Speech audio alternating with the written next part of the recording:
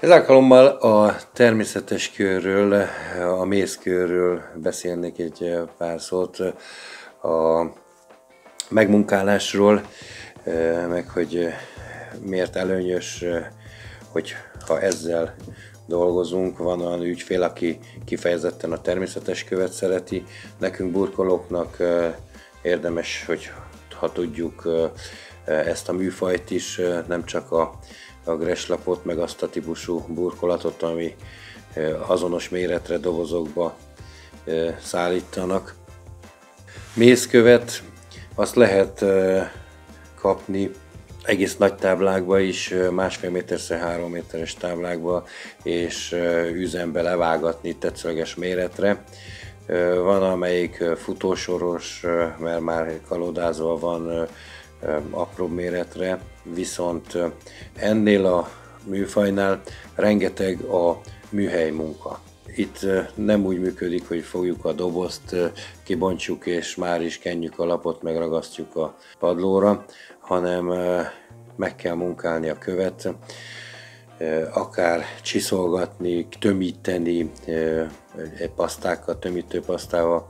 Tömítőpasztákat színezni lehet a természetes kő tónusára, és hogyha esetleg a porózus felületet betömítsük ezzel, és utána kicsiszoljuk különböző fokozatú csiszolókkal, gyakorlatilag olyan illet kapunk, mint a kő gyári felülete.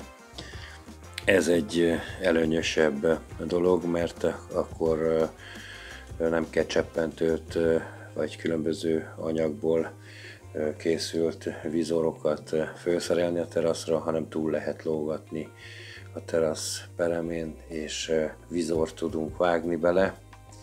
Ez így biztosítsa, hogy a víz túl cseppen a terasz peremén nem folyik le a falon. A kő megmunkálásánál figyelnünk kell arra, hogy milyen típusú gyémántárcsát használunk, mert van amelyik csak kitépi, nagy darabokat kipattint a kőből, mivel azt nem arra fejlesztették ki.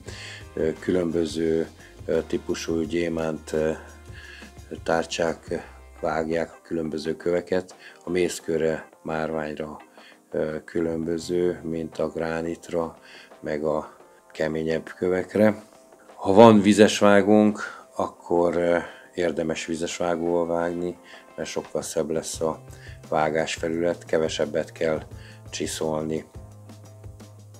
A megmunkálást érdemes egy asztalon végezni, mert az kényelmes magasságban van, ezáltal jobban hozzáférünk, jobban rálátunk a darabra, és sikeresebben tudjuk végrehajtani a megmunkálást. Az epoxi színezőgyanta, amivel kitömítsük a követ, ez általában hőmérséklet befolyásolja a kötését. Nagyobb hőmérsékleten gyorsabban köt, hamarabb tudjuk csiszolni, ha hidegebb van, akkor többet kell várjunk rá. Hogyha sürgős a dolog, rásegíthetünk azzal, ha előmelegítsük a követ, vagy miután betömítettük, egy picit rámelegítünk a kőre, és így felgyorsul a gyantának a kötése. Csiszolni különböző fokozatú csiszolókkal kell, különböző szemcseméretű csiszolókkal. Az elején érdemes egy durvábbal, ami lekapja a plusz anyagot, aztán egyre finomabbal, mert a finomabb csiszolók ki is fényezik a követ, és a megmunkáló felületünk gyakorlatilag olyan tud lenni, mint a gyári.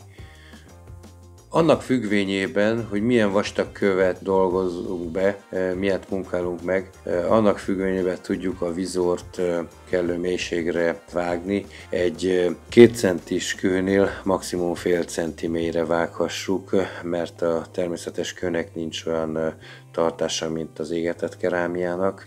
Ezért, ha nagyon elvékonyítsuk, akkor letörhet a vizornál a kő.